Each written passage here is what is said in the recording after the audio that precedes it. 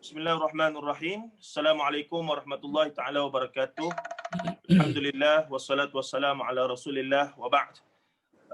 Alhamdulillah sekali lagi kita bersama dengan dua orang tokoh, guru, dua orang ilmuwan, pakar rujuk dalam bidang masing-masing. Walaupun dua beradik tapi latar belakang pengajian dari awal berbeza, di peringkat pengajian tinggi dari awal berbeza. Sebab itulah bila tengok perbincangan kita ni, jangan pelik lah bila nampak perbezaan apa semua tu. Memang itu yang kita nak sebenarnya. Baik, dan hari ini kita pergi pada usul yang kedua. Daripada kita rujuk jugalah asas usulul ishrin itu sebagai asas. Cuma perbincangan, perkembangan, wacana, buah fikir itu tetaplah kita mahu apa yang lebih realistik, wakilnya kena dengan ataupun dengan realiti Malaysia itu. Usul yang kedua berbunyi wal Quranul Karimu was sunnatul muzahharatu marja'u kullu muslimin fi ta'arrufi ahkamil islami wa yufhamul Quranu tibqan liqawa'idil lughatin al-arabiyyah min ghairi takallufin wala ta'assufin wa yurja'u fi fahmil hadithi min rijalil hadithi saqah. Al-Quran dan As-Sunnah adalah rujukan asas dalam perundangan Islam. Al-Quran dan Sunnah, yakni hadis, adalah sumber rujukan untuk mengetahui hukum hakam Islam. Al-Quran difahami menurut kaedah-kaedah bahasa Arab dengan tidak memberat dan meringankannya. Hadis pula difahami melalui riwayat-riwayat hadis, periwayat-periwayat hadis yang dipercayai. Sesuai dengan hadis yang Rasulullah sebut melalui riwayat Imam Malik, taraktu fikum amrayni lan tadillu ma tamassaktu bihima kitaballah wa sunnatan nabiyhi. Dan premis asas saya nak lontar kepada Tok Muk dan doktor kami, dan hari ni kita bagi doktor kami dulu mukadimah. Sebab Tok Muk 2 kali dah. Jadi pada saya secara peribadi saya melihat tidak ada isu untuk mana-mana Muslim faham dan juga yakin bahawa Al-Quran dan Sunnah itu memang rujukan asal. Memang tak ada siapa-siapa lah insya-Allah. Yang mukallaf mereka akan maklum, kita Quran hadis lah. Cuma dari sudut realiti yang dimaksudkan dengan kembali kepada Quran hadis itu yang jadi persoalan, cara faham itu. Contohnya ajaran sesat. Mana-manalah ajaran sesat. Ayah Pin ke ataupun yang masih aktif di belakang zoo negara iaitu Rasul Melayu Haji Kahar tu ke. Dan majoriti kalau kita tengok senarai ajaran yang de facto akan sesat, mungkin Tok Muk dan Dr. kami pun terlibat sebahagiannya, adalah menggunakan Quran ataupun hadis Nabi SAW. Tapi yang jadi masalah cara mereka faham itu. Di sinilah yang menganeka ragamkan, bahkan pada asasnya yang melahirkan mazhab-mazhab dalam Islam, dan juga aliran akidah dalam Islam, mazhab akidah dalam Islam, semuanya berasaskan daripada cara faham. Al-fiqh itulah fahmu tu. Cara faham. Semua duk guna Quran hadis ni, majoriti je. Jadi di sinilah dalam konteks Malaysia hari ini, doktor kami dululah. Setara mana doktor kami melihat masyarakat Islam melalui sistem pendidikan yang sedia ada, dengan gerakan dakwah yang sedia ada, menuju ke arah memahami Al-Quran dan Sunnah sebagai asas dan juga kaedah-kaedah lain dalam amalan seharian. Cuma mungkin saya tambah sikit, isu yang saya nampaknya kurang faham masalah thawabit dan mutaghayyirat. Jadi bila tak jelas antara yang mana thawabit, yang kekal tak boleh berubah, akidah, usul ibadah apa semua. Jadi bila dicampur aduk dengan benda-benda mutaghayyirat yang bersifat dengan hukum-hukum semasa, macam isu COVID apa semua ni lah, isu apa nama, vaksin apa semua ni, yang tu yang jadi terpulah kita kata. Dan di sinilah muftinya penting, orang macam Tok Muk menasihati majlis agama berapa, jadi penting belaka tu. Jadi doktor kami sebagai permulaannya, setara mana doktor kami melihat yang dinamakan kembali kepada Quran dan Sunnah dan mengangkat sebagai dustur sungguh-sungguh di alam Melayu ni dan dari realiti kita semasa ini telah mencapai tahap yang macam mana? Dipersilakan ayahanda kita, doktor kami. Assalamualaikum warahmatullahi wabarakatuh. Bismillah, alhamdulillah. Salatan wa salaman ala Rasulillah wa ala alihi wa sahbihi wa mawalah. Soalan tu biar Datuk menjawab lah. Saya nak bagi latar belakang dulu supaya kita mudah faham lah. Pertama latar belakangnya dari segi pengajian di Nusantara khususnya Malaysia ni, zaman Melaka mula-mula kitab yang terbit yang kitab tasawuf oleh Abdullah Arif. Jadi sebelum tu orang mengaji secara lisan lah. Kemudian pada abad 16 kita tengok Kitab Nur Muhammad Nur Muhammad tu. Kemudian apa ni? 16 abad 16 tu kita tengok Syed Raqi Al-Atas dia kata Mata As-Sanusiyah diterbitkan dan dia dah terbit pula buku tu dalam bahasa Rumi, bahasa Inggeris dan sebagainya. Kemudian ulama-ulama kita tengok macam ulama besar di Kelantan Tuan Tabar tulis kitab Minhatul Qari dalam bidang fiqh. Maknanya saya nak simpulkan Islam datang tempat kita ni melalui tasawuf, kemudian fiqh, kemudian mari balik untuk kenali bahawa mengajar bahasa Arab. Bawa kitab Ashmuni, bawa kitab Maghni Labid. Kemudian pengajian tafsir ni saya ingat antara ilmu yang terbaru yang diajar di Malaysia. Kemudian kalau nak rujuk kitab tafsir, nak rujuk Al-Quran, kena faham pula usul fiqh. Jadi usul fiqh di Malaysia ni kalau di Kelantan, ayah Ahmad Mahir lah baru balik mengajar usul fiqh. Barulah mufti Kelantan yang masyhur Ahmad Mahir. Soho tu dia sebab dia belajar mengajar usul fiqh. Jadi ustaz-ustaz kita macam Ustaz Yaakob Ismail tu anak murid dia, jadi kita ni baru generasi ketiga belajar usul fiqh. Demikian juga hadis di Malaysia ni yang rakyat Kelantan lah sebab saya tahu sikit Kelantan ni. Dulu orang tak belajar hadis. Kata untuk kenali aku ni bukan orang pandai hadis. Ilmu yang kita pandai ilmu hadis. Yang kita tahu hadis ni baru dibawa oleh Tok Khurasan. Kemudian puak-puak anak beranak Haji Wan Musa. Timur kaum muda balik pada India. Artinya dari segi kemantapan ilmu ni, maknanya ilmu Quran, ilmu hadis ni terlalu lewat sampai kepada kita berbanding dengan ilmu akidah, ilmu tasawuf dan ilmu fiqh tadi.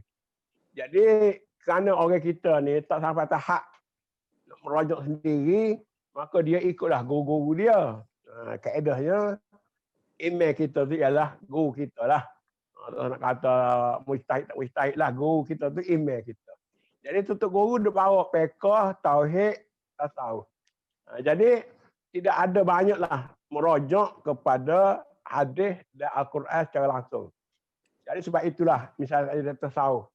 Hadis yang paling terkenal, man arafa nafsahu faqad arafa rabbahu. Saya mengaji kelas 7 dengan Datuk Haji Makno. Haji Makno kata ini kata-kata Yahya Ar-Razi, bukan hadis. Jadi sebab tu kita tengok tulisan macam Dr. Fatah Haro dan sebagainya. Marah benar lah orang duduk elong hadis tu sebab dia bukan hadis. Dia tanya orang hadis pun dia kata tidak hadis. Jadi termasuklah juga. Dia digunakan banyak, ada hadis yang dhaif, hadis yang palsu, hadis yang maudhu'. Paling tidak hadis dhaif.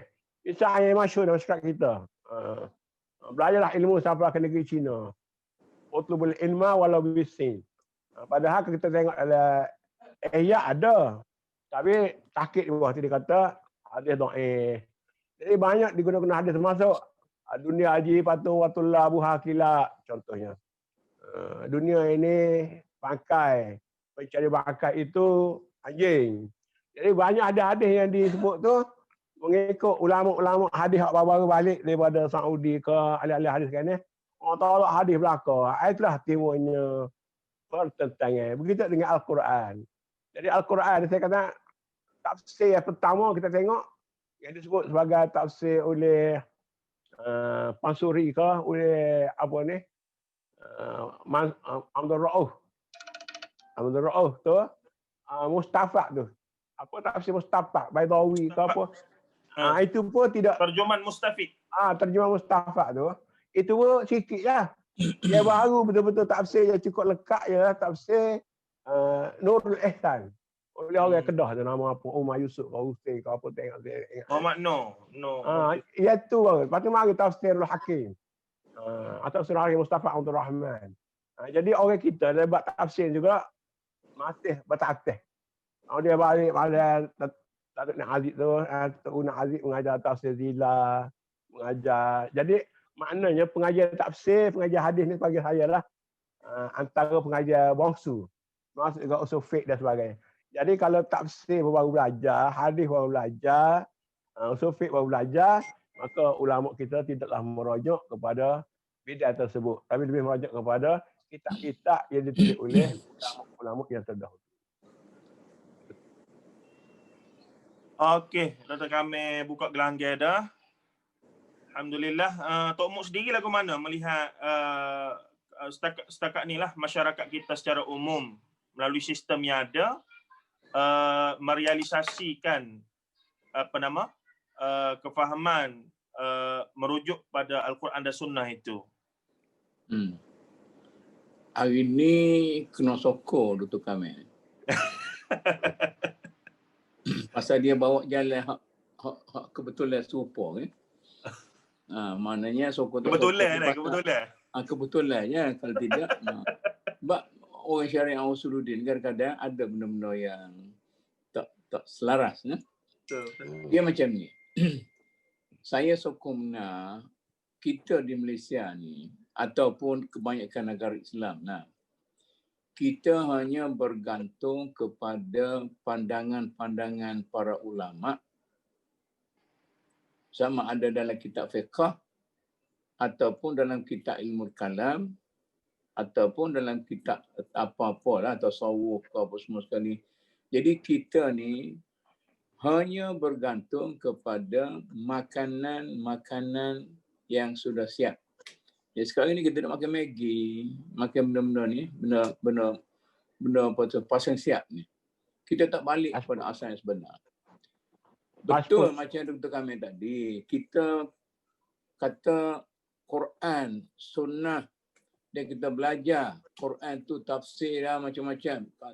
Macam-macam kalau dulu paling masyhur di Malaysia ni, bercetak tafsir Baydawi lah. Saya kata mungkin ada dalam kitab Jawid Baydawi. Saya pernah baca buku Baydawi ni masa dalam rak buku ayah. Cuma cari lepas tu tak jumpa. Dia cetak di Timur Tengah. Jadi saya nak ibaratkan bila kita cakap tentang ni nak ibaratkan syariah ni macamlah masakan. Jadi orang kata kamu makan apa? Saya makan makanan Islam. Betul tu. Cuma sama ada awak masak sendiri ke, awak pandai masak ke, ataupun awak masak makanan orang lain. Jadi Al-Quran dan As-Sunnah itu ialah bahan-bahan mentah. Ibarat daging, ibarat sayur, ibarat beras, apa semua sekali. Jadi kalau kita kata, kita nak laksanakan Islam dalam negara kita, kita ada Quran, ada Sunnah. Maknanya, kita rumah kita ni ada cukup lengkap dah. Semua orang boleh makan. Ada semua di dapur tu. Daging ada, ayam ada, beras ada, pulut ada. Bila pergi buka dalam saji, tak ada. Jadi kalau nak makan ke, panggil Grab juga. Dia makan melalui itu. Okey, itu satu. Kemudian tidak dinafikan, kita belajar usul fiqh. Orang belajar usul fiqh ni samalah dia belajar kaedah memasak. Ataupun belajar bahasa, dia belajar kaedah bahasa. Dia tidak praktik bahasa tu. Jadi bila dia belajar usul fiqh, sehingga bila saya mengajar usul fiqh, saya kata kepada budak saya, usul fiqh yang kamu belajar sekarang ini ibarat kayu-kayu mati yang perlu kamu hidupkan. Saya belajar mula-mula tu di dalam Puri tu, dapat dekat 100 markah. Tapi saya tak faham sikit apa. Jadi dia punya perbincangan sebagainya tu. Jadi kita tidak belajar secara praktikal. Jadi yang ketiganya ialah, saya nak cerita disiplin fiqh lah. Kitab-kitab fiqh tu ialah makanan yang sudah siap. Jadi kita ni, katakanlah kita Quran Sunnah, tapi sebenarnya kita tidak pandai nak cari bahan, tidak pandai memasak, walaupun kita belajar usul fiqh, cuma kita bawa makanan yang siap daripada Timur Tengah untuk kita makan. Maka hasilnya, apa yang dianjurkan oleh Hasan Al-Banna itu kita rasa kita lakukan, tetapi sebenarnya belum kita lakukan. Dalam kuliah yang lepas, dalam perbincangan lepas, saya kata kita ada 3 faktor. Tuhan, manusia, Alam. dan alam. Jadi Quran itu ialah wahyu. Tuhan. Tuhan tak datang sendiri. Tuhan hantar wahyu kepada Nabi. Nabi itu sunnah. Saya dengar orang-orang yang hebat dalam negara kita macam Tun Mahathir dan duk tolak as-sunnah apa semua sekali, kadang-kadang saya tersengih juga. Dia kata ada banyak mana. Baru ni saya dengar dia punya interview dengan apa tu Najwa Shihab. Najwa Shihab, anak Quraisy ya. Quraisy Shihab. Dia kata orang duk percaya ke sunnah tu berapa puluh ribu apa semua sekali. Sebenarnya sunnah ini satu keseluruhan. Orang tempat bahasa putih kata prophet tradition. Walaupun bukan sebenarnya daripada Nabi, tapi tradisi hidup yang diasaskan oleh Nabi. Sebab itulah Imam Malik apabila bertentangan sunnah-sunnah yang tidak betul-betul sahih dengan amal ahli Madinah, dengan budaya ahli Madinah, maka dia kata aku lebih ambil budaya ahli Madinah, iaitu sunnah yang tidak diperkatakan. Itu sebenarnya sunnah itu ialah tradisi Islam yang dibuat, yang dibudayakan dalam sesuatu masyarakat. Jadi katalah kalau sunnah Nabi ada 10. Proses pembudayaan itu sama ada pada Nabi ke, asar daripada sahabat ke, ataupun ikutan daripada tabi'in, semua digumpulkan dalam sunnah, iaitu tradisi yang berlaku dalam masyarakat Islam. Jadi kita ni dari segi sunnah pun, kita terima, dia cuba kita apply kan. Itulah orang kritik Imam Ghazali. Dia kata apa Imam Ghazali ni, kitab Ihya Ulumuddin penuh dengan sapah sarap, dengan hadis-hadis maudhu'. Imam Ghazali kata, ini bukan hadis-hadis aku, tak penting, pentingnya sunnah atau tradition yang dibawa oleh Nabi ni. Inilah kita tengok kesannya. Macam kita katakan, sastra lisan yang kita pindahkan daripada macam mau kata agak arak ke pagar makan padi, arak ke pegar makan padi, itu apa tu beguk di tangga, itu benar-benar macam tu. Kadang-kadang ada perselisihan. Tetapi sebab itulah kalau kita sebenarnya balik kepada Al-Quran dan As-Sunnah, maka lebih daripada 70% daripada perkelahian kita dalam masyarakat Islam sekarang, kita tu maknanya puak-puak ustaz, puak-puak ulama, puak-puak tu guru, puak-puak ni apa semua sekali duk kelahi sama sendiri tu. Kita kelahi kerana orang ni dia memeluk mazhab atau memeluk sunnah ulama tu, bukan memeluk sunnah Nabi. Dia pegang tu betul-betul tu. Sedangkan orang tu ialah kitab dia tu masakan yang berasaskan kepada Quran dan Sunnah, daging ada, ikan ada, apa semua sekali. Tetapi dia masak mengikut realiti masyarakat dia, maknanya dia masak mengikut menu bangsa dia. Maka kita makan nasi yang kita bawa daripada Timur Tengah tu, kita makan nasi Arab. Oh, cerah perut lah weh. Kita kena masak nasi kena masakkan Melayu. Jadi kalau nak masakkan Melayu tu, Quran yang sama, sunnah yang sama, usul fiqh yang sama, kemudian kita blendkan dengan realiti masyarakat kita, budaya masyarakat kita, persekitaran kita, maka jadilah yang dikatakan kita bergantung kepada Al-Quran dan As-Sunnah. Satu lagi ialah usul fiqh sendiri. Kalau kita belajar usul fiqh, tidak belajar kaedah penyelidikan moden, maka kita belajar dalam satu kekosongan yang tak dapat kita selesaikan. Usul fiqh membagi prinsip dan kaedah-kaedah research dan sebagainya itu, kita kena carilah di mana-mana. Misal Imam Bukhari, dia tulis kitab dia tu, apa tu Sahih Bukhari tu. Berapa lama dia buat research, dia ke sana, ke sini, ke sana, ke sini. Dia ada dapat satu hadis, dia berjalan seluruh negara, dia tanya orang. Tidakkah itu satu research yang sangat mendalam? Sama ada betul tak betul itu, dari segi akademiknya adalah betul. Awak tak boleh nak kata tak betul. Sebabnya lebih daripada majoriti dah kata ya. Jadi kalau kata nak dok juga kak, itulah tradition yang kita bisa. Jadi oleh kerana itu, untuk kita nak amalkan nasihat Banna ini, kita balik kepada satu kalangan orang yang betul-betul menginsafi keadaan keilmuan sebenar dan cuba study. Saya tertarik jugalah dengan buku-buku yang dikeluarkan oleh Ahlus Safa. Apa dia panggil itu? Bukan Ahlus Safa, bukan dia? Ahlus Safa adalah Ahlus Safa yang baru ni saya Ikhwanus baca Safa. Ikhwanus Safa. Baru ni saya baca tentang alam hayawan, binatang semua sekalian. Mendalam dia punya apa semua sekali tu. Dia nak, sebab tu orang panggil bila orang banding Al-Mu'arri dengan Danti. Al-Mu'arri tu yang buta, penulis Islam, ulama Islam yang buta tu.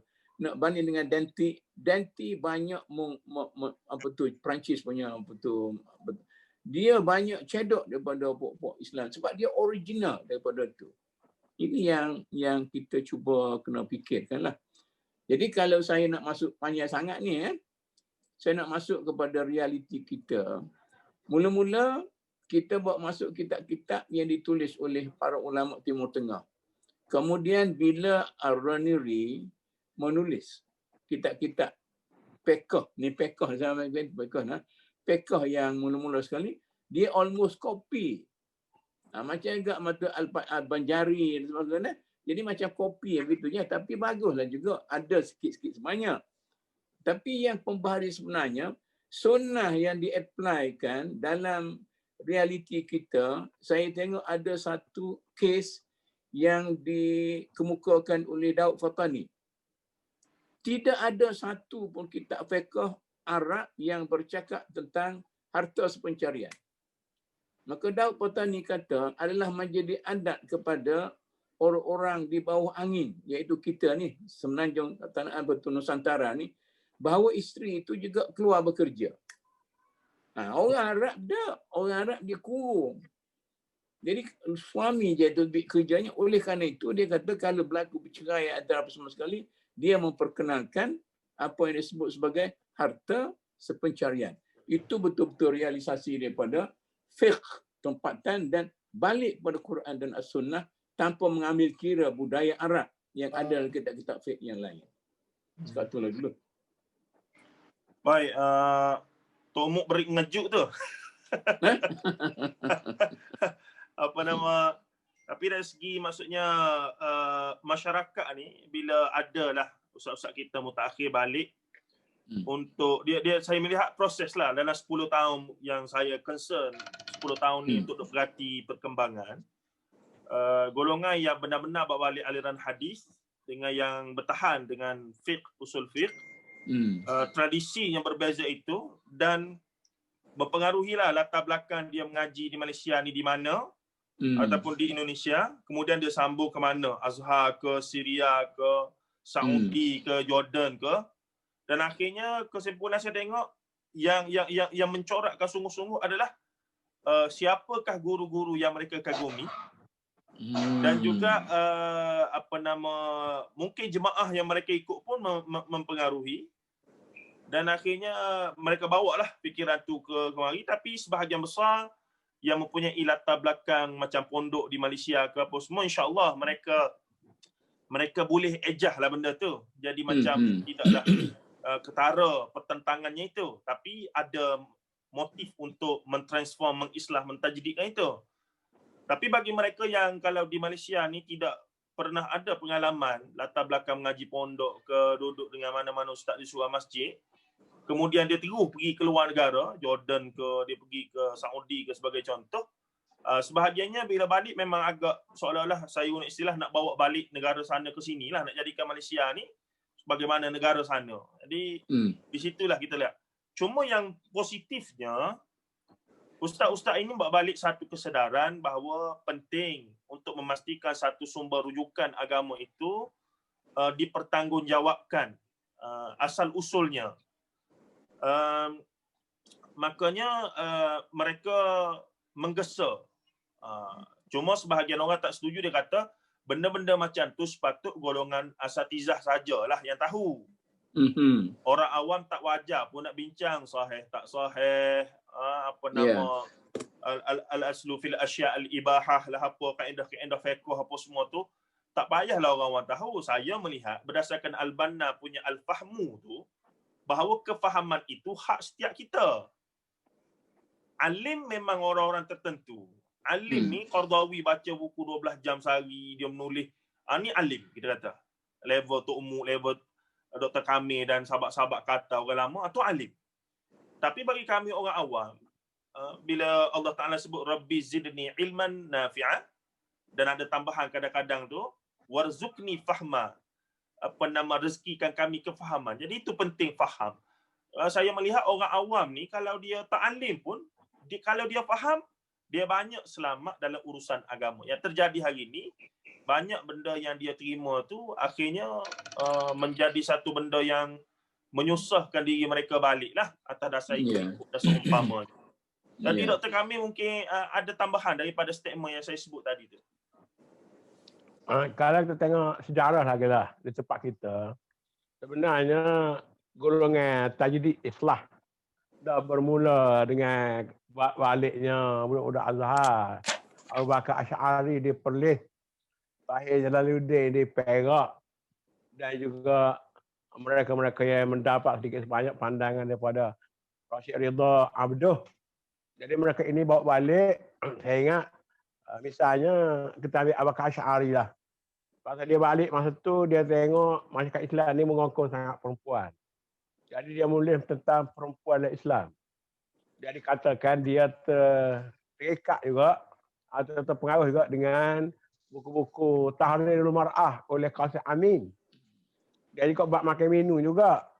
Pak kita ni makan minum ni jaga sangat.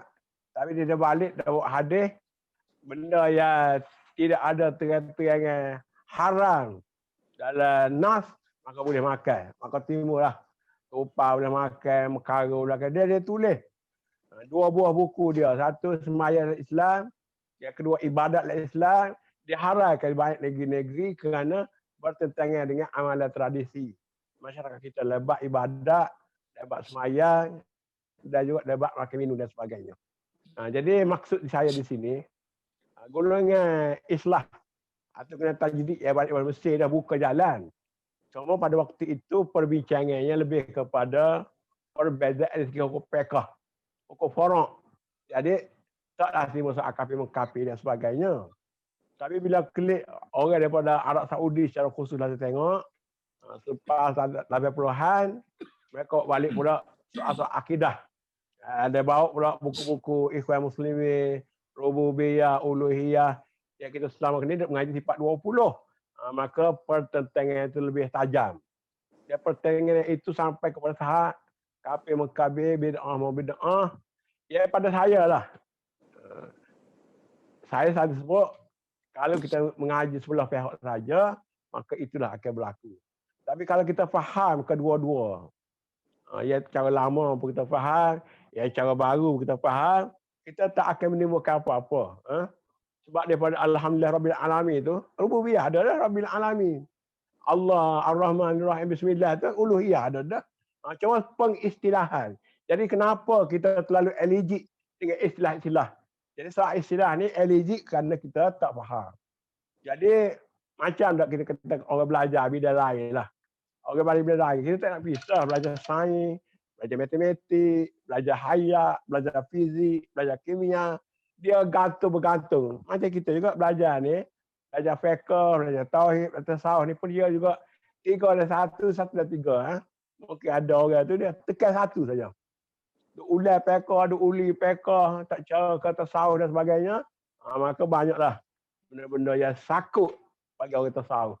Orang tasawuf pula, amalan tasawuf banyak-banyak, dia tak belajar fiqh, tak belajar tauhid, maka dia sakut situ. Jadi masing-masing melihat dari angle yang berbeza. Macam kita tengok bangunan lah. Orang itu tengok kod panjang, orang itu tengok kod lebar, orang itu tengok kod atas. Memang lain dimensi dia. Jadi cara kita nak sesam masalah, kita kena belajar secara yang betul lah. Kena ketiga-tiga tak dia. Sebab itu saya, tapi tak aneh lah macam saya lah. PA saya syariah, MA saya usuluddin, PhD saya tasawuf. Reti sikit-sikit. Tapi saya takkan balas dengan orang. Sebab bila dia buka mulut tu saya dah faham dah. Dia nak pergi ke mana? Dia nak pergi ke Wahabi ke? Dia nak pergi ke Ikhwan ke? Dia nak pergi ke Asy'ari ke? Comanya kita faham lah. Tapi saya ingat bagi orang yang belajar sifat 20, tak pernah baca kitab-kitab Wahabi itu misalnya, atau kita salafi dah ada sebut. Atau orang baca salafi tak baca sifat 20, dia balas dah keadaan yang tak tahu, gelak gelita. Jadi begitu masalah kita sekarang ni, orang kata apa? Al-insanu tu a'da'u ma jahilu. Jadi musuh kepada kita barang yang kita jahil. Jadi kita ni banyaknya duk bahas debat yang kita jahil. Jangan bahas politik macam tu juga. Pasal kita tak nampak orang lain nampak, kita nampak kita saja. Tapi kalau kita tahu latar belakang dia, saya fikir sangat kena. Kalau orang itu kedekut pasal apa, tanya latar belakang dia. Oh, dia mengaji tu susah, dia mengaji tu miskin, tak ada tolong orang. Dia pun sekali dapat sikit sebanyak tu. Saya lah, dia bukan dia kedekut. Cuma dia susah dapat tu. Dia jadi orang yang muktadil lah sikit. Orang bawah tu kenapa? Oh, dari kecil lagi mak bapak dia bagi mewah ke dia, beli basikal. Orang tak mau naik motor dan naik motor dah. Orang bawa 50%, dia bawa RM5 dah. Jadi latar belakang itu mempengaruhi cara hidup kita. Begitu juga cara fikir kita, cara badan makanan kita dan sebagainya. Jadi fahamilah diri sendiri dan fahamilah orang lain. Ramai orang tak faham orang lain, faham diri saja. Lebih dahsyat lagi ada orang tu, diri sendiri pun dia tak faham. Macam banyak kawan Islam di dunia sekarang lah. Usaha dia tahu kekuatan musuh, kekuatan diri dia pun dia tak faham. Itu je kalau ribut ni. Allah. Dia nak gapo pun dia tak tahu. Ada. Dia bahaya tahu dia. Kamu mungkin ada tambahan? Daripada Dia, apa yang Dr. Kamil ni kena setuju lagi Dr. Kamil ni. Banyak setuju hari ni. Dalam istilah akademik, kita kata yang dia kata tu ialah kesinambungan ilmu. Itu yang malang sekarang ni. Jadi yang duduk kelahi sesama kita sekarang ni tidak mewakili kesinambungan ilmu yang betul. Itu masalahnya. Bagi orang yang baca kitab Jawi, kemudian dia belajar lagi bagaimana tradisi ilmu di Malaysia ni, kemudian dia cuba tajdidkan, dia tahu di mana lubang, di mana longkang, dia nak berjalan tu nak selesai dengan semacam itu. Jadi boleh tajdid lah. Kalau orang tak ada kesinambungan ilmu, dia tidak tahu sejarah ilmu ni, katalah masalah tunggu kubur misalnya. Tunggu kubur. Ataupun tahlil atas kubur. Orang zaman dulu, dia bukan tak faham. Ya kita duk kata tunggu kubur tu bid'ah tak bid'ah tu. Sebab zaman dulu, kalau pergi tanam mayat, dia takutnya makan di binatang buas, apa-apa semua sekali. Tunggu kubur. Bila tunggu kubur tu, tak kira duk buah, duk makan minum dah tu. Baca Quran lah. Baca Quran. Tu dia. Macam mana pasal dia solat, dia buat apa tu, semaya hajat berjemaah. Kan orang tak pandang. Pasal apa wirid lepas semaya. Kena ajar pokok ni jahil lagi. Jadi benda-benda macam ni tradisi yang dibawa oleh para ulama kita dulu, mesti kita hayati dulu, barulah kita boleh berpindah daripada satu part ke satu part. Jadi saya nak tunjuk ulama-ulama zaman dulu. Kita ambil satu, guru-guru Imam Syafi'i ni, guru di Mekah. Ada 1, 2, 3 guru. Guru yang apa tu, ini guru hadisnya, ini guru fiqhnya. Kemudian dia pergi ke Madinah. Dia berguru dengan Imam Malik. Dia buat PhD kat situ. Nah, kemudian bila dia pergi ke Yaman, dia difitnah, dibawa ke Baghdad. Di situ dia berguru dengan Abu Yusuf. Jadi tradisi ilmu yang lain tu dia sudah Muhammad faham. bin Ismail Syaibani. Abul Hasan Syaibani. Kemudian bila itulah baru dia boleh buat tajdid batu mazhab baru dia tu. Mazhab yang kedua, mazhab kau jadi tu. Jadi maknanya tidak ada lah orang marah kat dia. Macam juga Imam Ahmad bin Hanbal. Dia dah alim dengan fiqh Syafi'i, barulah dia pergi balik, dia kata fiqh Syafi'i ni sudah agak dipengaruhi oleh fiqh Abu Hanifah agak makfulat banyak sikit nah. Saya nak sebutkan sekular lah. Dia kata kena balik pada hadis. Sebab tu Imam Ahmad bin Hanbal, ada orang syak. Ahmad bin Hanbal ni seorang faqih ke muhaddis? Macam Ibn Hazmin. Ibn Hazmin dia kata, macam mana fiqh Syafi'i ni macam ni? Lari jauh daripada Malik punya pandangan. Dia cuba merekaskan balik, maka dia yang Daud Zahiri dan sebagainya. Benda ni dia bercabang daripada usul yang sama, tradisi ilmu, kesinambungan ilmu. Oleh kerana itulah kita tengok saudara-saudara kita daripada anak-anak cucu Nahdlatul Ulama kan. Mungkin mereka itu tidak dididik betul-betul oleh keluarga dia bawah Nahdlah, maka dia lompat jauh sampai dia pengasas kepada Islam liberal. Tapi lama-lama dia baliklah sebab dia masih dalam keluarga itu kan. Jadi sekarang ni suara Islam liberal Indonesia tu dah mati dah. Dia realize dah. Begitu yang cara kita. Jadi kita di sini pun orang yang ekstremis sangat menentang ulama-ulama sampai kelahi SASWJ dengan apa semua sekali itu. Sebab masing-masing macam Dr. kami kata tadi lah, tidak tahu ujung pakal kedudukan orang lain. Jadi kita tak boleh nak selaraskan. Ada perkembangan yang menarik di Indonesia. Kalau kita tengok, kalau kita nisbah kaum muda kepada Muhammadiyah dan juga kaum tua kepada Nahdlatul Ulama, adalah usaha untuk merapatkan antara keduanya dan akhirnya agree to disagree benda yang boleh kita tak setuju, macam thawabit tadi, apa benda yang mutaghayyirat, tapi tetaplah berpegang teguh dengan pada thawabit yang tidak boleh berubah itu. Jadi dan saya sendiri terlibat dengan mursyid yang ditubuhkan oleh Dr. Zahruddin Abdul Rahman lebih 10 tahun dululah lebih kurang.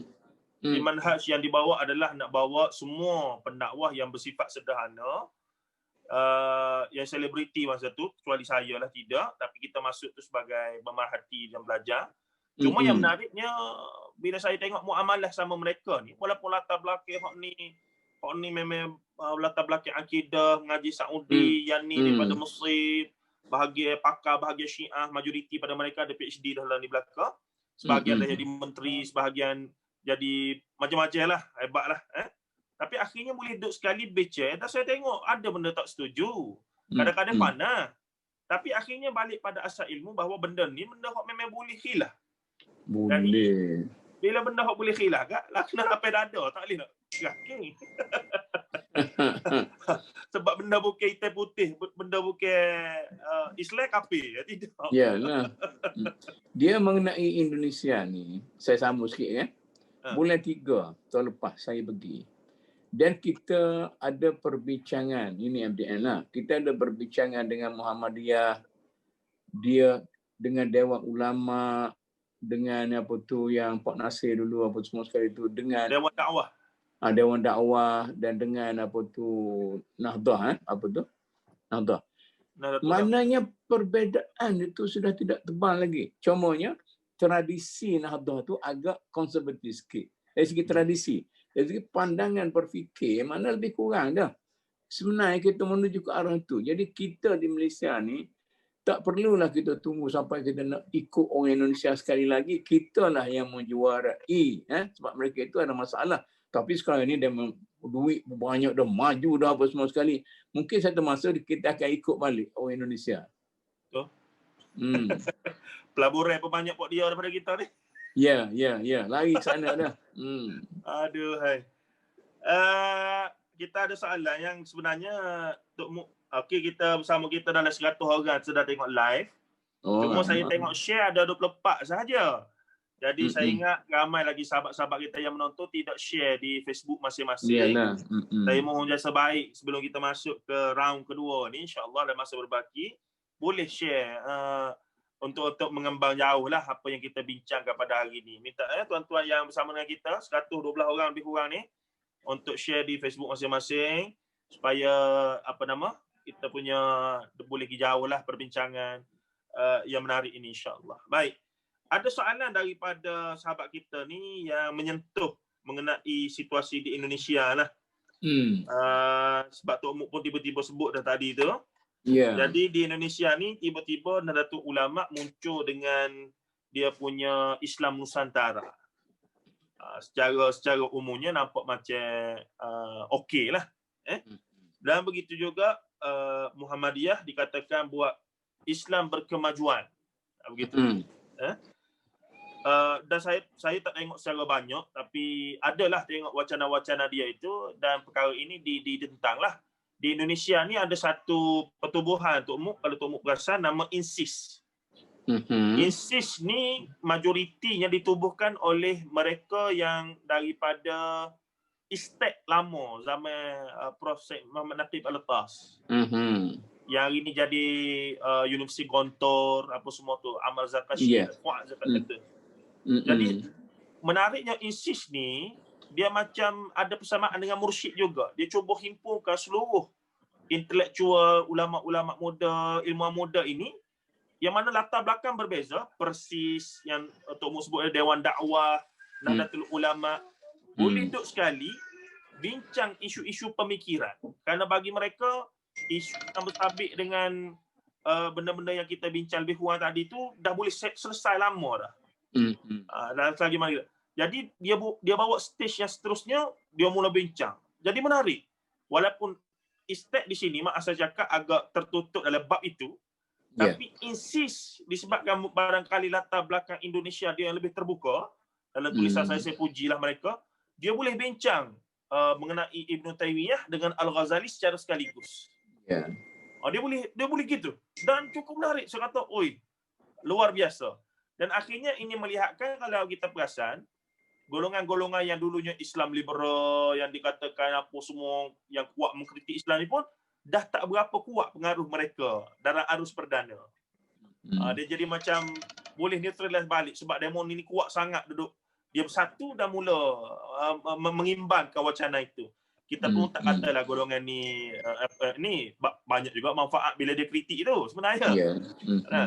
Jadi Dr. Kamil sendirinya melihat adakah Malaysia ni perlu jadi macam tu ke ataupun kita perlu satu model yang tersendiri, Dr. Kamil?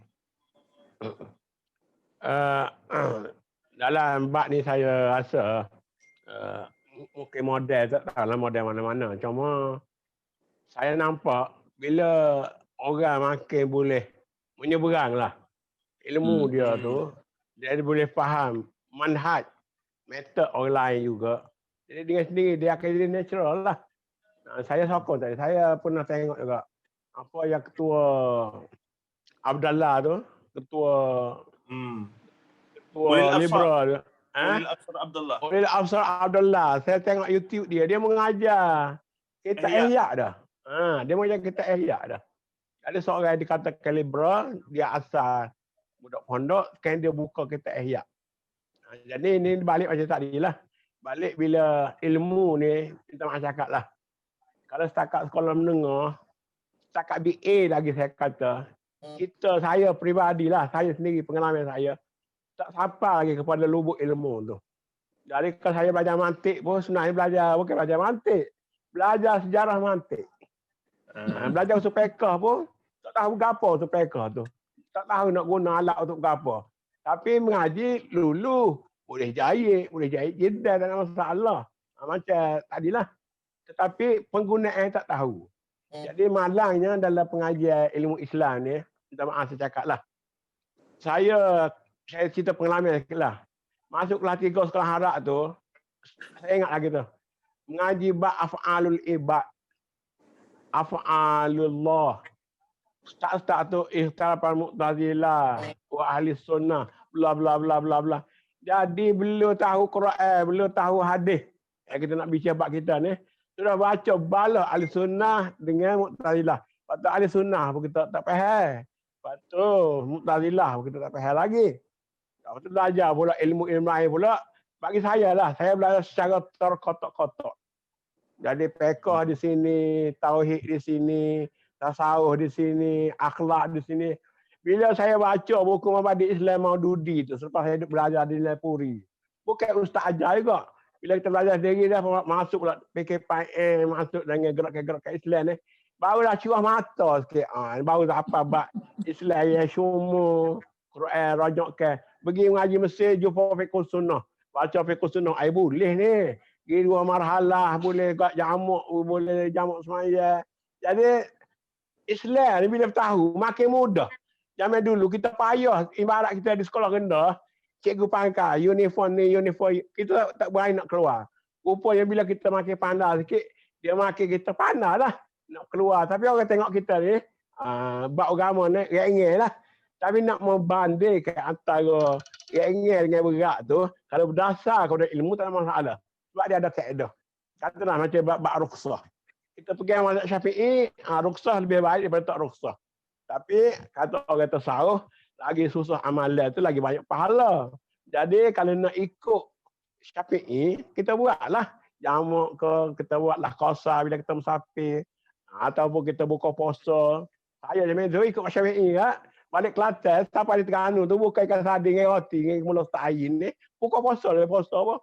Tapi bila kita baca buku tasawuf, dia kata, apa? Sebenarnya lagi susah mu hidup, lagi susah mu amal agama tu, lagi baik. Jadi dari dulu semaya tarawih 20. Lepas tu pergi ngaji Mesir saya semaya senak 8. Lepas tu bila baca buku tasawuf tu, semaya 20 lagi baik. Maka kita pun terkelah timur. Jadi berdasar kepada apa maklumat yang ada pada kita. Jadi sebab itulah terutama adik-adik kita, anak-anak kita, pendakwah-pendakwah ni, belajar biar masuk, belajar biar mata, barulah kita boleh menerai sebagai seorang ahli ilmu. Tapi kalau sebagai pendakwah, dia memang lupa ada kosong, buat cerita-cerita, kalau sedap-sedap, nak suara dengar sedap, dengan bab agama kat keliu, bibir mulut, keliu, tu biar liu. Cerita, ya banyak cerita-cerita tu, banyak yang hadis maudhu'. Ataupun hadis yang tak betul, atau cara tafsir yang salah. Tapi banyak sebenarnya buat apa tu? Yalah, maksudnya di sini kalau dasar kepada ilmu tak ada masalah lah. Sebab tu kita bila tua, makin tua ni makin tak pandai. Makin tak tua makin pandai sebab ilmu seperti laut. Kat mana kita tak masuk pun sebenarnya ada masalah kita ni bila kita pandai. Saya pun paling pandai sekali habis kasih nilai mahak tu. Allah rasa alim betul ketika tu. Lagi masjid kan orang tak suruh jatuh email nak marah. Orang tak baca doa nak marah. Kalau kita dah kelas 9 dah. Tapi kalau sekarang ni, kalau orang suruh nak marah pula. Biarlah kita ajak Ami dah. Jadi makmu je. Tu saya dulu saya rasa lah. Kalau saya jumpa adik-adik saya 3 orang. Fadil, Ustaz Umuk ni. Itu saya ada email. Sebab pasal saya adik sekali. Pasal saya tu bukan baru pas kelas 9. Dia tak cerita email. Alah ni saya tak cerita email. Ada malu nak depan kat dah. Tok Mu. Ya. Kita analisis kes sekali lah. Ya. Ini peribadi saya perhatilah perbalihan yang Tok Mu sebut pun tadi benda-benda khilafiyah yang apa nama Datuk pada Tuan Abdullah Badawi ni, Abdullah Fahim senaraikan. Saya ada wacana dengan PU Faiz, Ustaz Ahmad Faiz tu. Dia mereka sangat duduk angkat lah Nahdlatul Ulama kaum tua, tapi dalam nada yang moderate. Saya nampak begitulah. Ya. Dan bila dia bentangkan itu, dan kita pun dengan minat kita duk baca benda-benda tentang Islah, tajdid apa semua ni. Jadi dalam satu peringkat dulu memang kita lihat bid'ah lah benda-benda begitu. Tapi bila perhati pergi halus, mulalah kenal tidaklah alim tapi buka diri untuk cuba faham benda yang berkaitan fiqh, usul fiqh, qawaidul fiqhiyah. Lepas tu dia punya benda-benda inilah. Dan akhirnya timbul istilah dipanggil mahal al-niza' untuk faham satu-satu isu tu. Contoh, bila saya tengok baca Yasin malam Jumaat. Maka isu yang dikatakan bid'ah itu kenapa? Adakah baca Yasin tu jadi bid'ah? Jadi balik pada hukum asal, baca Yasin Quran dapat pahala sunat lah. Kemudian bacanya malam Jumaat. Tak ada masalah juga. Bila malam Jumaat tanpa malam lain sama lah. Sebab bila-bila pun baca Quran asalkan jangan dalam keadaan yang kita haram baca tempat yang kotor apa semua, tak ada masalah fiqh kita. Tetapi yang jadi isu apabila tradisi tadi tu ini kata halif antara sunnah dengan tradisi, iaitu bila mula ada benda tu disyorkan oleh tok alim kita untuk mendidik, tarbiyah asalnya, tapi mula segelintir daripada masyarakat tak faham benda tu pada tempat asalnya dan kemudian menjadikan ia seolah-olah, dia tak kata wajib. Tapi dia pergi situ seolah-olah. Kalau tidak malam Jumaat, kalau tak baca Yasin tak boleh sebagai contoh. Dia tak kata, tak ada pun secara bertulis ke apa, tak ada. Cuma kalau tak buat kat marah lah.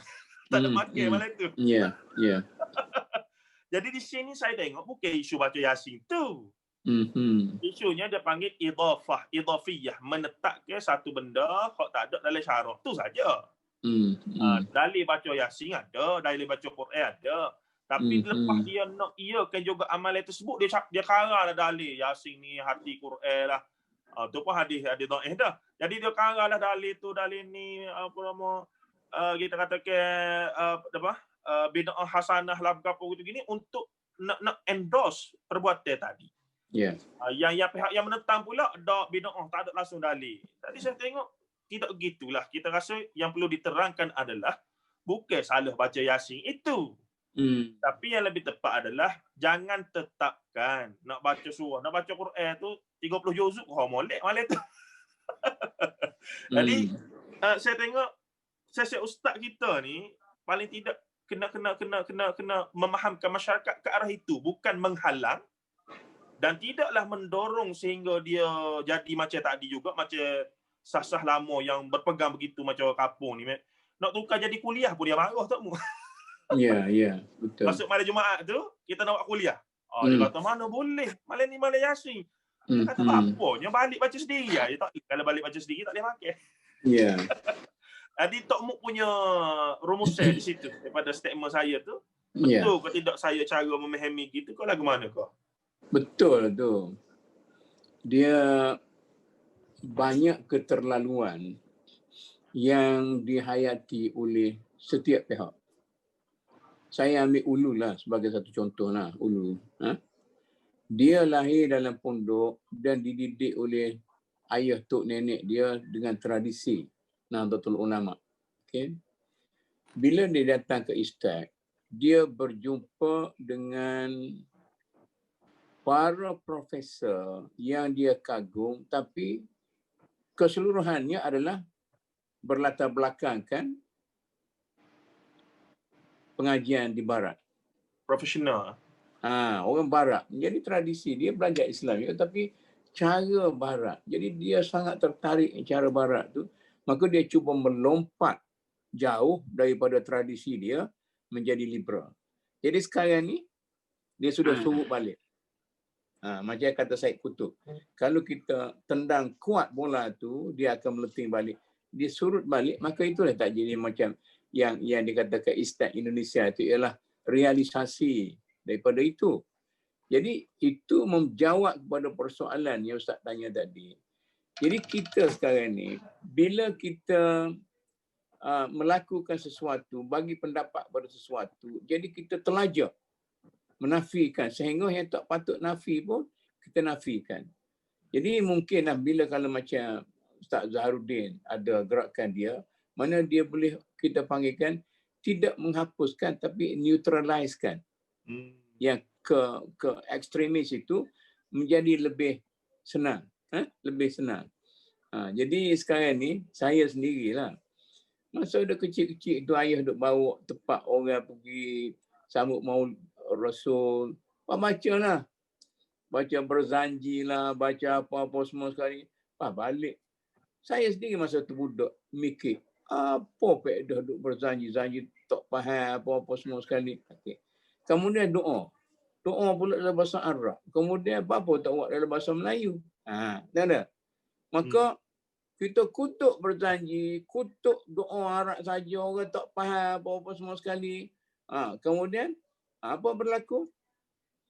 Pergi bersyarah, teruk pada berjanji. Bersyarah tu pula dia kata ke orang tu apa semua sekali, kacau bilau habis. Balah bola. Balah bola. Balah berkacau habis semua sekali. Di situlah dia kacau masyarakat. Kemudian saya sekali fikir, rupa-rupanya dalam Berzanji itu ada seni Islam yang boleh mengumpulkan masyarakat. Katalah tahlil malam Jumaat. Di situlah kita duduk di kampung dulu hari Jumaat, malam Jumaat tu kat di situ kita berkumpul sehingga ayah tanya, mana Abang Sulaiman? Tak ada ni, tak ada seminggu dah. Tak ada. Orang kata Abang sakit. Di situ tradisi itu tak nampak. Jadi duk bid'ah gitu, bid'ah sini. Jadi mungkinlah kita ni bila tinggi sikit kita punya intelektual dan kita punya budaya pun tinggi sikit, kita boleh neutralizekan perbahalahan itu, maka kita boleh naik sikit. InsyaAllah lah kita boleh maju dengan cara tu. Dan kalau kita golongan orang macam kita ni cuba mana cukup lah duk kelahi ASWJ dengan dengan puak-puak apa cuba surut masing-masing, maka kita akan jadi satu kekuatan yang besar. Tapi malangnya masih ada lah setengah. Tapi kita harapnya kita boleh surutlah kembali. Akhir sekali Tok Muk, soalan yang pada saya pemerhatian juga, setiap aliran ni kukuk mana pun dia ada kecenderungan untuk mendapatkan sum'ah daripada pemerintah lah, waliul amri. Saya gunakan istilah kalau kata kita pergi ke Saudi, tiba-tiba kita bawa mazhab Syafi'i. Of course lah Saudi tak kira bagi sebab realitinya secara rasmi dia mazhab Hambali di sana. Begitu juga dalam keadaan kita di Malaysia. Tetapi sejarah menunjukkan mana-mana aliran yang mendapat dukungan daripada waliul amri akan menjadi arus perdana. Sebagai contoh, Mu'tazilah zaman Ahmad bin Hanbal dan seumpamanya. Begitu juga zaman Iskandar Muda di Aceh. Bila mana Syekh Nuruddin Raniri yang anti sangat pada wujudiyah, batiniyah ketika itu, bakar habis karya Fansuri, walaupun Prof. Al-Attas kata sebenarnya Raniri salah faham bahasa-bahasa pelambangnya apa semua. Tapi realiti tercatat sejarah memang pertemuan itu berlaku dan setengahnya berhipotesis isunya mendapat pengaruh daripada pemerintah. Dan itu juga berlaku beberapa pertemuan dalam negara kita. Of course mereka golongan yang establishment itu, golongan para ulama yang berada di tampuk pemerintahan, pastinya tak selesa bila mari orang hak support Tok Muk ni tak apa sebab Tok Muk kritik dua-dua. Jadi mari orang yang mengancam. Jadi nak hilang kedudukan tu, pengaruh kedudukan bila jadi macam perlis belaka sebagai contoh. Itu satu benda besar tu Tok Muk. Jadi benda ni saya nampak banyak akhirnya boleh selesai bila banyak duduk sekali. Jadi masalah ni tak berapa nak duduk sekali. Itulah. Banyak main lepa peluru kok jauh. Jadi untuk penutup kita hari ni Tok Muk mungkin boleh bagi nasihat lah. Nasihat panduan. Orang lama tu nak buat gana moga dia lah dengan Tok Muk pun dia tak setuju dengan pokok kita ni lagi lah. Jadi kita minta untuk penutupnya Tok Muk dengan Dr. Kamil dalam kapasiti mungkin Dr. Kamil sebagai orang besar dalam parti, salah satu parti Islam di Malaysia, ada perspektif yang orang politik boleh main, dan juga Tok Muk yang masih lagi duduk dalam kasut ataupun kita kata jubuh akademik ni untuk kita bagi panduan pada orang muda ni. Dia gini lah. Untuk pun anak saya hari ni kan baik hati, setuju belaka orang kata tu. Macam Ustaz kata tadi, mencari keredaan pemerintah. Satu daripada motif mengapa orang sungguh sangat kan. Betul sebenarnya. Saya heran sampai sekarang ni. Dalam sejarah Aceh, saya meminatnya Aceh itu pernah mempunyai raja perempuan. Saya pun tak ingat dia nama apa tu. Okeylah. Bila suami dia mati, anak kecil-kecil lagi, maka ditabalkan raja perempuan. Pada waktu itu, Fansuri dan Raniri sama-sama menyokong bahawa orang perempuan boleh jadi raja. Dia boleh bersatu di situ karenanya ada faktor nak sokong raja tu. Jadi sekarang ni pun, cuba tengok orang politik kan. Bila raja kata curfew senyap. Bila kata apa tu, sekarang ni Bagairan. Darurat. Darurat. Sokong apa tu? Sokong apa tu belanjawan? Sokong. Ada faktor itu. Sebab tu orang kata annas ala dini mulukihim. Apa yang diarahkan oleh raja, oleh pemerintah, maka saya rasa dalam masalah Islam ni pun kita perlu kepada seorang menteri agama yang hebat, yang kukuh, yang boleh mempengaruhi orang. Kita kata kalau mula ni Aziz kata yang apa tu, yang ya pun Aziz kata ya brain tu lah yang apa tu, mana Gedebek. ya gedebek. Kita perlu kepada menteri yang gedebek. Saya masih ingat lagi beza antara apabila Zahid Hamidi jadi menteri JAKIM. Nak banding dengan menteri sebelum tu dan selepasnya tak boleh. Dia gedebek. Zahid Hamidi ni jenis orang gedebek. Dia boleh, sehingga kita bincang macam mana Zahid Hamidi ni kita nak pegang supaya jangan dia jadi menteri yang lebih kanan. Dia duduk sini. Tapi dia tak sel. Sebab dia kata aku duduk sini, apa sini. Sebab dia boleh nak tinggi lagi.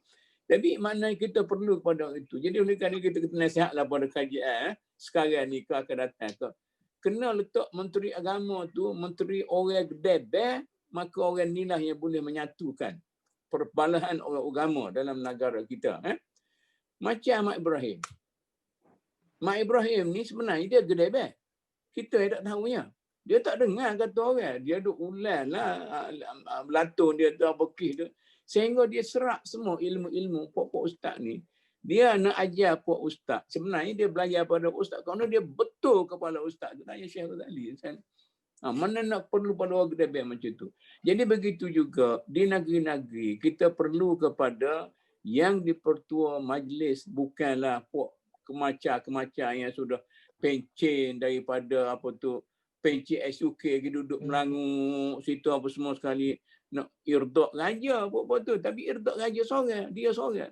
Tapi sepatutnya kalau betul-betul yang gedebek, maka dia boleh bentuk semula benda-benda macam ni. Jadi oleh kerana tu saya rasa tak kira lah orang politik ke macam Dr. Kamil kita ni sudah jadi ulama politik dia kan. Saya takut apa tu Allah a'udzubillahi minasyaitonirrajim wa minasyiasah. itu suka-suka lah dah. Maknanya bila orang politik pun objektif, bila akademik pun objektif, bila kerajaan pun objektif, dia boleh sekali. Tapi kalau masing-masing ada kepentingan sendiri, maka orang inilah yang akan merosakkan. Sebab sekarang ni apa yang saya tekankan sekarang ni, sebaliknya juga. Banyak rakyat yang berkelakuan menjadi pengadu domba para pemimpin supaya berkelahi. Jadi sebab saya ni daripada MDN, saya sangat anti perbalahan. Kan? Jangan menjadi pengadu domba. Jadi oleh kerana itu, kalau awak diadu domba pun, kalau pemimpin kata dia gedebek, maka dia boleh menggunakan pok-pok pengadu domba tu sebagai tentera-tentera yang sangat taat kepada dia, menghapuskan segala perbezaan tu. Sebab itulah di zaman Khalifah, zaman Harun al-Rashid, zaman Ma'mun, semua ni pok-pok gedebek ni, Harun al-Rashid ni, cerita lagi. Kalau di Iraq sekarang ni, mengapa yang jadi macam ni Iraq? Pasal Saddam Hussein tak ada. Kalau Saddam Hussein orang gedebek macam Saddam Hussein tu, belum Saddam Hussein tu Qasim lah apa semua sekali, tak boleh. Sebab orang kata, dalam kitab kata, orang yang paling munafik sekali ialah orang Iraq lah. Orang Iraq marah ni. Jadi benda-benda macam tu. Jadi oleh kerana itu, saya pentingkanlah saya rasa ulama-ulama kita pada masa akan datang perlu membentuk satu karakter diri yang hebat. Bila kurang sikit ilmu pun tak apa, tapi dia mempunyai seorang yang personality yang kukuh sehingga dia boleh menjadi satu faktor dalam menyatukan umat Islam. Kemudian yang lain tu para ulama, cendekiawan dan sebagainya. Saya rasa itulah apa tu boleh serah. Dr. Kamil lah dia lanjutkan benda-benda tu. Dr. Kamil terus. Saya lama mikir dulu. Sokong Datuk Mu'in lah. Ada satu hadis, lama lah saya mikir. Boleh jadi baik lah kalau Ustaz lalu dia nak fikir. Inna Allaha la yu'ayyidu hadzal din birrajulil fajir. Hmm. Agama ini akan diperkuatkan oleh orang-orang yang gedebel. Sebab tu kita tengok Nabi sendiri kan berdoa supaya antara dua Umar tu, Umar Khattab dan Umar Ibn Hisham masuk Islam. Sebab bila orang ni bergedebel tu, dia baik ketika jahiliah, maka dia akan jadi lebih baik bila dia masuk Islam. Satu. Yang kedua adalah bab agama ni, Ustaz tekan kata dia soal sawabik dengan soal murunah.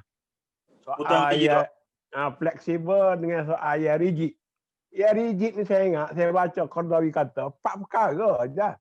Akidah, ibadat, akhlak dan juga hudud. 4 perkara. Lain daripada 4 perkara ni semuanya murunah. Jadi ruangnya murunah tu lah. Ruangnya kita duduk balahnya. Tapi jika kita mendalami benda tu, saya jadi balah. Sebab tu saya dah baca saya dua ni kebetulan yang satu buku yang saya baca 20 tahun dah tak faham. The Reconstruction of Religion. Apa dia bahasa Arab pun ada. Iqbal. Tafkiruddin Iqbal tu. Satu hari Datuk Umuk kena bincang buku ni. Sebab buku ni saya tengok banyak lagi benda-benda yang saya dah baca seorang tak faham-faham dah.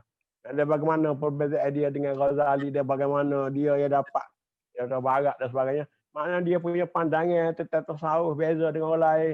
Pandangan dia tentang politik beza orang lain. Dia lah saya rasa kerangka tajdid yang paling antara yang paling hebat lah. Yang kita kena cerakin balik. Jadi macam juga soal politik tadi. Soal politik ni saya fikir lama juga. Saya kata politik ni memang jahat.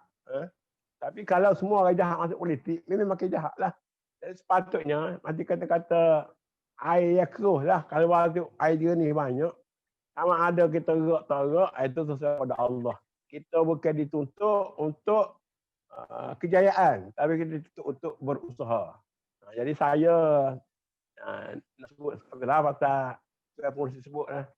Saya tu terlatih jadi penasihat. Jadi penasihat ni tak akan bertanding lah untuk jawab dalam parti budak, dalam parti budak sebab kita ada jadi penasihat dah. Orang minta jadi calon lah ke mana? Ada dah. Ada bersumpah ada. Cuma nak nasihat ya. Tapi kalau saya hanya nak turun badan. hanya berdakwah melalui jalur politik saja. Saya tak akan masuk politik dah. Jadi sebab itulah lah ni pun saya WhatsApp semua dah. Presiden, timbalan presiden pun saya berkata benda yang benar. Sebab itulah mesej saya. Lepas tu kalau nak buat pun buat lah. Saya bukan nak jaga politik. Jadi itulah saya rasa kita tu ikhlas betul lah. Sebab kita tak boleh nak bincang-bincang tak lari juga. Sebab Nabi pun orang politik juga. Di Malaysia ada orang hebat Datuk Gani Aziz masuk politik juga. Jadi itulah kita punya apa ni ikon-ikon yang kita daripada ikon-ikon lain lah. Tapi saya pun nak jadi ahli akademik macam Datuk Umuk tak boleh dah. Sekat Profesor Madia tu.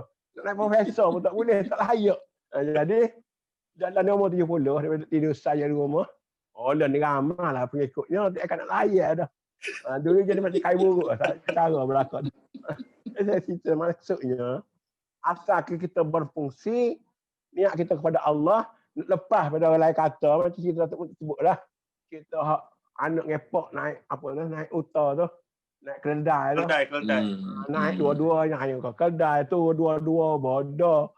Pok naik siap kanak, anak naik siap kepok. Jadi mulut orang ni tak lepas. Kalau kita saja di rumah pun tak lepas juga. Kita masuk di sana pun tak lepas. Jadi kita masuk di mana kita boleh berfungsi, kita niat ikhlas kepada Allah, agak-agak hotlah sikit sebanyak bolehlah. Pahala-pahala sikit-sikit. Wallahu a'lam. Cuma untuk penutup Ana sedikit masih lagi bukanlah kecewa tapi rasa dalam masalah institusi-institusi pihak kerajaan tidak kerajaan ni masih lagi tidak melihat pentingnya menerbitkan karya-karya tokoh-tokoh kita ni. Dia macam adalah saya dipanggil oleh Yadim nanti untuk bincang benda-benda gini lah. Yeah. Cuma lebihnya sikit Menteri Agama kita lah ni dia nampak benda tu penting. Dia minat. Bila dia minat situ tu dia suruh lah agensi-agensi bawah dia tu. Jadi zaman PH dulu pun tak ada bunyi langsung. Dia kok mana pun bila kita kecek pasal ilmu, pasal intelektual, asas kepada perbincangan tu kok mana pun adalah buku. Ya. Dan penerbitan karya-karya oleh ulama-ulama kita ataupun terjemahan daripada ulama turaf, itulah asas kepada bermulanya islah dan tajdid yang kita maksudkan nak buka minda apa semua tu. Ya. Jadi bila mana-mana pihak tidak melihat benda tu penting, tu saya jadi saya kata macam mana nak buat promo. PT banyak. Gerai lah kita nya. Ini ada. PT ada. Jadi gerai. Sebab tu kita duduk universiti ni alhamdulillah lah, jadi itulah. Cuma macam banyak lagi kita tengok. Yalah orang macam Tok Mu, orang macam Dr. Kamil, dah ramai lagi tokoh macam banyak karya yang ditinggalkan. Perlu ada orang. Ini rekod zaman yang mencerita perkembangan Islam di negara kita ni. Jadi tidak diberikan, dan banyak juga karya-karya yang sangat berharga tidak diperbaharukan, tidak diperkenalkan balik. Jadi jika ada peluang di masa depan tu, mungkinlah insya-Allah benda-benda begini diangkat balik dan seumpamanya. Wallahu alam, kita berhenti situ dulu. Sebelum kita pergi kepada, sebab lebih masa dah pun kita ni nampak berjejak angin tu tajuk ni. Jadi lebih sikit hari ni. Terima kasih kepada para pendengar kita. Ada dalam 150 orang hari ni, Tok Mu. 147 orang, alhamdulillah. Dan mereka juga bantu untuk share perbincangan kita apa ni. Dan semoga banyak manfaat lah yang dapat. Hari ni anda pun cah bateri awal-awal. Oh gitu. Takut salah macam itu. Dia kaki sampai 10,000 tu penonton dalam masa 3-4 hari. InsyaAllah. Jadi kita berakhir situ. Masih banyak sekali lagi Tok Mu dengan Ustaz Kamil atas perbincangan. InsyaAllah kita akan pergi pula lebih terbuka, lebih berani, insyaAllah, lebih mungkin lebih ni lah pada masa depan, insyaAllah. Wabillahi taufiq wa hidayah. Assalamualaikum warahmatullahi taala wabarakatuh.